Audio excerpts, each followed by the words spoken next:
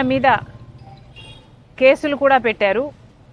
వీళ్ళ పేర్లు ఛార్జ్ షీట్లలో చేర్చారు. ఎందుకంటే అదానీ గ్రూపు చెందిన వీళ్ళు అదానీ సంస్థల ద్వారా అమెరికాలో కూడా ఇన్వెస్ట్మెంట్స్ రేస్ చేయాలనుకున్నారు. కాబట్టి వాళ్ళు ఇండైట్మెంట్ అంటే ఛార్జ్ షీట్లో పెట్టిన దాని ప్రకారము అదానీ అన్న ఇండస్ట్రియలిస్టు ఆగస్ట్ 2021లో అప్పటి ముఖ్యమంత్రి జగన్మోహన్ రెడ్డి గారిని కలిశారని, power deal, solar power deal Andhra రాష్ట్రం 7,000 మెగావాట్లు కొనేటట్టుగా అదానీ కంపెనీకి లాభం చేకూరేట్టుగా డీలు మాట్లాడుకునే విషయమై వీళ్ళిద్దరి మధ్య ఒప్పందం జరిగిందని, ఒప్పందం ప్రకారం 1,750 కోట్ల రూపాయలు అప్పటి ముఖ్యమంత్రి జగన్మోహన్ రెడ్డి గారికి ఇచ్చేటట్టుగా మాట్లాడుకున్నారని పలు రకాల సాక్ష్యాలు, అంటే ఒక సాక్ష్యం కాదు, డిఫరెంట్ ఎవిడెన్సెస్తో, ప్రూఫ్స్తో వాళ్ళు ఛార్జ్ షీట్లు పెట్టడం జరిగింది. వాళ్ళు ట్రయల్ కూడా అమెరికాలో మొదలు పెట్టబోతున్నారు. మరి ఇంత అవినీతి మన రాష్ట్రంలో 2021లోనే జరిగితే మరి ఇంత అవినీతి మన రాష్ట్రమో మన దేశమో ఎందుకు బయట పెట్టలేదు? మన దేశంలో దర్యాప్తు సంస్థలు లేవా? మన దేశంలో అవినీతి జరిగింది అన్న విషయం బయట పెట్టే సంస్థలే లేవా? ఆ రోజుల్లోనే 2021లోనే ఇప్పుడు అధికారంలో ఉన్న టీడీపీ పార్టీకి చెందిన ఇప్పటి మంత్రి పయ్యావుల కేశవ్ గారు, అమ్మా పేపర్ ఇవ్వండి, పయ్యావుల కేశవ్ గారు ఈ సోలార్ పవర్ డీల్లో అన్యాయం జరుగుతుంది అని హైకోర్టులో పిటిషన్ కూడా వేశారు. అదానీ మధ్య, జగన్మోహన్ రెడ్డి గారి మధ్య ఆంధ్ర రాష్ట్రం తరపున సెకీతో చేసుకున్న డీలులో పెద్ద కుంభకోణమే ఉంది, ఈ భారం మొత్తం ఆంధ్ర రాష్ట్ర ప్రజల మీద పడబోతుంది అని ఇది పయ్యావుల కేశవ్ గారు హైకోర్టులో వేసిన కేసుకు సంబంధించిన పేపర్. అంటే దీని అర్థం టీడీపీ పార్టీకి 2021లోనే తెలుసు అవినీతి జరిగింది అని. 2021లోనే టీడీపీ పార్టీ చేసుకోవాల్సిన ఇన్వెస్టిగేషన్ చేసుకున్నారు. వాళ్ళ ఇన్వెస్టిగేషన్లో తేలిన దాని ప్రకారం ఎన్ని పేజీలమ్మా? 1300 పేజీల రిపోర్ట్, 1300 పేజీలతో కూడిన ఈ పిటిషన్ని పయ్యావుల కేశవ్ గారు ఆ రోజే వేయటం జరిగింది. ఇదే డీల్ మీద అదానీ అనేవాడు అదానీ గ్రీన్ సోలార్ పవర్ అమ్మటానికని ఆంధ్ర రాష్ట్ర ముఖ్యమంత్రి జగన్మోహన్ రెడ్డి గారితో చేసుకున్న డీల్ అని, ఇది కుంభకోణం అని ఆ రోజే పయ్యావుల కేశవ్ గారు కేసు వేయటం జరిగింది. మరి చంద్రబాబు గారికి, తెలుగుదేశం పార్టీకి ఇంత స్పష్టంగా తెలిసిన విషయం, అది కూడా 2021లోనే తెలిసిన విషయం, ఇంత అవినీతి జరిగింది అని, ఇది ఒక పెద్ద కుంభకోణము అని. మరి ఇంతవరకు ఎందుకు ఏమీ చేయటం లేదు? ఇప్పుడు అదే చంద్రబాబు గారు అధికారంలో ఉన్నారు, ఇదే పయ్యావుల కేశవ్ గారు మంత్రిగా ఉన్నారు. మరి ఇప్పుడు వీళ్ళు ఏం చేస్తున్నట్టు? వాస్తవానికి ఆలోచించాల్సింది ఏమిటంటే ఇక్కడ నష్టపోయేది ఎవరో కాదు, నష్టపోయేది నాయకులు కాదు, నష్టపోయేది అదానీ కాదు, నష్టపోయేది జగన్మోహన్ రెడ్డి గారు కాదు, చంద్రబాబు గారు అంతకంటే కాదు. నష్టపోయేది ఇక్కడ ఆంధ్ర రాష్ట్ర ప్రజలు. పక్క రాష్ట్రంలో ₹99 ఇదే పవర్ సప్లై డీలు చేసుకుంటే ఆంధ్ర రాష్ట్రంలోని అప్పటి ముఖ్యమంత్రి జగన్మోహన్ రెడ్డి గారు మాత్రం ₹2.49 డీల్ చేసుకున్నారు. అంటే 50 పైసలకు ఎక్కువ డీల్ చేసుకున్నారు. అది కూడా 25 సంవత్సరాల కోసం ఒకటే లాకిన్, ఇదే ప్రైస్ను లాకిన్ చేశారు. ఒకప్పుడు సోలార్ పవర్ కొనాలి అంటే, పోనీ తయారు చేయాలి అన్నా సోలార్ ప్యానెల్సే చాలా ఖరీదయ్యేవి. ఆ రోజుల్లో సోలార్ పవర్ యూనిట్ ధర ప్రొడ్యూస్ చేయాలంటే 10 రూపాయలు అయ్యేది. ఆ రోజుల్లో 10 రూపాయలకో 11 రూపాయలకో రాష్ట్రాలు కొనుక్కునేవాళ్ళు.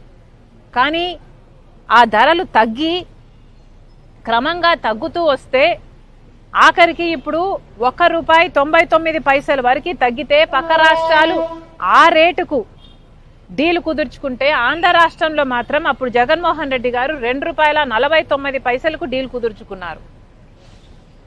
ఇదే ప్రైస్ 25 సంవత్సరాలు ఉంటుంది అన్న గ్యారంటీ ఎక్కడా లేదు. క్రమంగా ప్రైసులు తగ్గే కొద్దీ ఇంకొక 5 సంవత్సరాలకు ఈ ₹2.49 కాస్త కూడా 50 పైసలకే దొరకచ్చు బయట. అయినా కూడా ఈ భారము ఆంధ్ర రాష్ట్ర ప్రజల మీద తగ్గబోదు. ఎందుకంటే 25 సంవత్సరాల కోసమని ఆంధ్ర రాష్ట్ర ప్రభుత్వము జగన్మోహన్ రెడ్డి గారు ముఖ్యమంత్రిగా ఉన్న పీరియడ్లో ₹2.49కే మేము పవర్ కొంటాము 25 సంవత్సరాలు అని సైన్ చేసుకోవడం జరిగింది. దీని సారాంశం ఏమిటి అంటే 25 సంవత్సరాల వరకు ఈ భారం మొత్తం ఆంధ్ర రాష్ట్ర ప్రజల నెత్తిన పడబోతుంది. పర్వాలేదా? జగన్మోహన్ రెడ్డి గారు ముఖ్యమంత్రిగా వద్దు అని కదా చంద్రబాబు గారికి జనాలు ఓట్లేశారు, గెలిపించారు. మరి అలాంటప్పుడు ఆ ప్రజల పక్షాన నిలబడాల్సిన అవసరం ఇప్పుడు చంద్రబాబు గారికి లేదా? ఇంత అవినీతి జరిగితే అవినీతి మీద ఆ రోజు పయావుల్ కేశవ్ గారు హైకోర్టు కూడా వెళ్తే మరి ఇప్పుడు కనీసం ఎంక్వైరీ వేయటానికి కూడా మీరు ఎందుకు భయపడుతున్నారని అడుగుతున్నాం. మొన్న అసెంబ్లీలో చంద్రబాబు గారు మాట్లాడుతూ కనీసం అదానీ అన్న పేరు ఉచ్చరించడానికి కూడా భయపడుతున్నారు. అవినీతి జరిగిందని చెప్తున్నారు, జగన్మోహన్ రెడ్డి గారు డబ్బులు తీసుకున్నారని చెప్తున్నారు, కానీ ఇచ్చింది మాత్రం అదానీ అని చెప్పడానికి భయపడుతున్నారు. ఎందుకంటే అదానీ బీజేపీ మనిషి కాబట్టి, మోడీ మనిషి కాబట్టి, చంద్రబాబు గారికి టీడీపీకి అలయన్స్ ఉంది కాబట్టి. అంటే వారి స్వార్థ రాజకీయాల కోసం, వాళ్ళ స్వార్థ రాజకీయ ప్రయోజనాల కోసం అదానీని కాపాడే పనిలో పడ్డారు చంద్రబాబు గారు. ఏ అదానీ మీద అయితే పయావుల్ కేశవ్ గారు కేసు వేశారో అదే అదానీని కాపాడే పనిలో పడ్డారు ఇప్పుడు చంద్రబాబు గారు, ముఖ్యమంత్రి గారు. ఇక బీజేపీకి అదానీకి ఉన్న సంబంధం గురించి వేరే చెప్పనవసరమే లేదు. కేంద్ర స్థాయిలో అదానీ అవినీతి గురించి, ఈ డీల్ గురించి కూడా లీడర్ ఆఫ్ అపోజిషన్ గా రాహుల్ గాంధీ గారు పార్లమెంటులో సైతం పార్లమెంట్ స్తంభించే విధంగా దీని మీద ఎంక్వైరీ జరగాలి అని అడుగుతూనే ఉన్నారు. అయినా కూడా అదానీ బీజేపీ పార్టీకి ఫండ్ చేసేవాడు కాబట్టి ఆ అదానీని కాపాడే పనిలో ఉన్నాడు మోడీ గారు. కాబట్టి ఇంతవరకు జాయింట్ పార్లమెంటరీ కమిటీ వేయమని ఎన్నిసార్లు అడిగినా కూడా ఇంతవరకు కూడా ఒక్క ఎంక్వైరీ కూడా పడలేదు అదానీ మీద. మోడీ గారి చేతిలోనే ఉన్నాయి సిబిఐ, ఈడీ ఇవన్నీ కూడా. కానీ ఈ దర్యాప్తు సంస్థలు ఎక్కడా ఏవి బయట పెట్టలేదు. మన వాళ్ళు కనుక్కోలేనిది, మన సిబిఐ, మన ఈడీ కనుక్కోలేనిది ఎక్కడో అమెరికాలో ఎఫ్బిఐలో వాళ్ళు మన రాష్ట్రంలో, మన దేశంలో అవినీతి జరిగింది అని వాళ్ళు బయట పెట్టారు అంటే ఎంత సిగ్గుచేటు. అంటే మనమంత చేతగాని వాళ్ళమా? సిబిఐ అంత చేతగానిదా? ఈడీ అంత చేతగానిదా? మోడీ అంత చేతగాని వాడా? వీటికి సమాధానం చెప్పాల్సి ఉంటుంది. ఇప్పుడు చంద్రబాబు గారు ఇక్కడ ముఖ్యమంత్రిగా ఉన్నారు. చంద్రబాబు గారి ఇప్పుడైనా కూడా, కనీసం ఇప్పుడైనా కూడా చంద్రబాబు గారికి ఇన్ని విషయాలు తెలిసి ఈ భారం మన రాష్ట్ర ప్రజల మీద పడబోతుంది అని తెలిసి కూడా ఇంతవరకు కూడా ఒక్క ఎంక్వైరీ కూడా వేయలేదు. కాబట్టే ఈ రోజు మేము ఇక్కడికి ఏసీబీ దగ్గరికి వచ్చి మేమైనా కంప్లైంట్ ఇస్తే వీళ్ళ కనువిప్పు కలుగుతుందేమో, ఎంక్వైరీ ఇన్వెస్టిగేషన్ చేస్తారేమో, ఈ డీలు క్యాన్సిల్ అయితే ఆ భారం మన నెత్తిన పడదు, మన ప్రజల నెత్తిన పడదు కాబట్టి మేము ఇక్కడికి రావడం జరిగింది. కానీ నిజంగానే ఏసీబీకి ఆ స్వేచ్ఛ ఉందా? లేకపోతే ఏసీబీ ఏమైనా ఇలా కింది పట్టుకున్నాం, కింది పెట్టమ్మా, ఎక్కడ పెడుతున్నావు? కొంచెం కింది పెట్టుకోండమ్మా. ఇలా ఏమైనా ఏసీబీ చంద్రబాబు గారి పంజరంలో ఉందా? చంద్రబాబు గారు సమాధానం చెప్పాలి. ఏసీపీకి ఈ డీల్ గురించి, మన రాష్ట్రంలో జరిగిన అవినీతి గురించి, ఈ కరప్షన్ గురించి ఇన్వెస్టిగేట్ చేసే అధికారం ఉందా? లేకపోతే చంద్రబాబు గారి పంజరంలో చిక్కుకొని ఉందా? చంద్రబాబు గారు సమాధానం చెప్పాలి. ఏసీపీ కూడా నిరూపణ చేసుకోవాలి. మీది యాంటీ కరప్షన్ బ్యూరో. మరి మీరు కరప్షన్ మీద సుమోటోగా తీసుకొనైనా సరే మీరు ఎంక్వైరీ చేయడానికి వీలు ఉంది. కానీ ఇంతవరకు కూడా ఏ ఒక్క సంస్థ అయినా ఎంక్వైరీ చేస్తాము అని అంటం లేదు. చంద్రబాబు గారైతే ఇక దాని గురించి మాట్లాడడం కూడా మానేశారు. మరి ఇప్పుడు చంద్రబాబు గారు సమాధానం చెప్పాలి. ఏసీబీ ఇది పచ్చ కలర్లో ఉంది, అర్థమవుతుందమ్మా? సింబాలిక్గా ఏసీబీ టీడీపీ పంజరంలో ఉందా? ఏసీబీని విడుదల చేయండి. ఏసీబీ ఒక దర్యాప్తు సంస్థ. ఏసీబీ ప్రజల కోసం పనిచేయాలి. ప్రజల కోసం పనిచేసే ఏసీపీని తన పని చేయనిస్తే ఈ డీలుకున్న మరకని, ఈ డీల్లో ఉన్న కరప్షన్ని బయట పెడితే డీల్ క్యాన్సిల్ అవుతుంది. డీల్ క్యాన్సిల్ అవ్వకపోతే 25 సంవత్సరాల పాటు అధిక ధరలు కరెంటు బిల్లుల రూపంలో ఆంధ్ర రాష్ట్ర ప్రజలు ఎక్కువ ధర చెల్లించాల్సి ఉంటుంది. ఇప్పటికే చంద్రబాబు గారు ముఖ్యమంత్రి అయ్యారు, 6 నెలలు అయింది. ఈ 6 నెలల్లోనే చంద్రబాబు గారు ఈ నెల నుంచి ఎలక్ట్రిసిటీ ఛార్జీలు పెంచారు. ఇప్పటికే ప్రతి ఇంటి మీద 30% ఎలక్ట్రిసిటీ ఛార్జీలు అదనంగా కట్టాల్సి ఉంటుంది. ఈ భారం ఏం సరిపోదు అన్నట్టు మళ్ళీ ఈ కొత్త డీల్, అదానీ డీల్లో మళ్ళీ ఈ భారం మళ్ళీ ప్రజల మీదనే పడబోతుంది. దాదాపు 1,50,000 కోట్ల రూపాయలు ఆంధ్ర రాష్ట్ర ప్రజల నెత్తిన మీద మోపబోతున్నారా? చంద్రబాబు గారు సమాధానం చెప్పాలి. ఇది నిజంగా చాలా దురదృష్టకరం.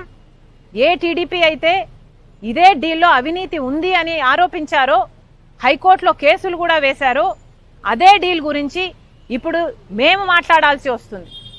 అన్యాయం జరిగిందని, అక్రమం జరిగిందని, కరప్షన్ జరిగిందని, అవినీతి జరిగిందని మీకు తెలిసి కూడా ఇప్పుడు ఏదీ చేయటం లేదు అంటే కేవలం మీ రాజకీయ ప్రయోజనాల కోసమే కదా. జగన్మోహన్ రెడ్డి గారు ఆర్థిక ప్రయోజనాల కోసం ఈ తప్పుడు డీల్ మీద సంతకం పెడితే చంద్రబాబు గారు ఆయన రాజకీయ ప్రయోజనాల కోసం ఈ తప్పుడు డీల్ను సమర్థిస్తున్నారు. మరి ఇద్దరికీ తేడా ఏమిటి? జనాలు ఎంతో కసిగా ఓట్లేసి ప్రభుత్వం మార్చాలి అని 9 గంటల వరకు 10 గంటల వరకు లైన్లలో నిలబడి ఓట్లేసి మరీ చంద్రబాబు గారిని అధికారంలోకి తీసుకొచ్చారు. మర్చిపోరాదని గుర్తు చేస్తున్నాం. చంద్రబాబు గారు గుర్తుపెట్టుకోండి, ఆంధ్ర రాష్ట్ర ప్రజలు మీకు ఓట్లేస్తే మీరు గెలిచారు. ఆ ఆంధ్ర రాష్ట్ర ప్రజలు నెత్తిన మీరు మళ్ళీ ఎలక్ట్రిసిటీ భారాన్ని మోపొద్దండి. ఏసీబీని విడుదల చేయండి. ఏసీబీ తన పని చేసుకోవాలి. ఏసీబీ ఇన్వెస్టిగేషన్ చేయాలి.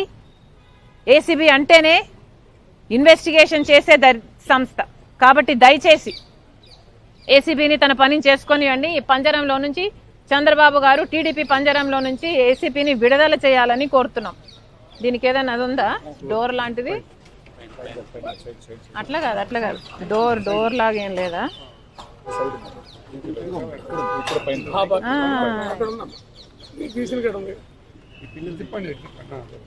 ఇదా? ఓకే, చంద్రబాబు గారు ప్లీజ్ రిలీజ్ ఏసీబీ.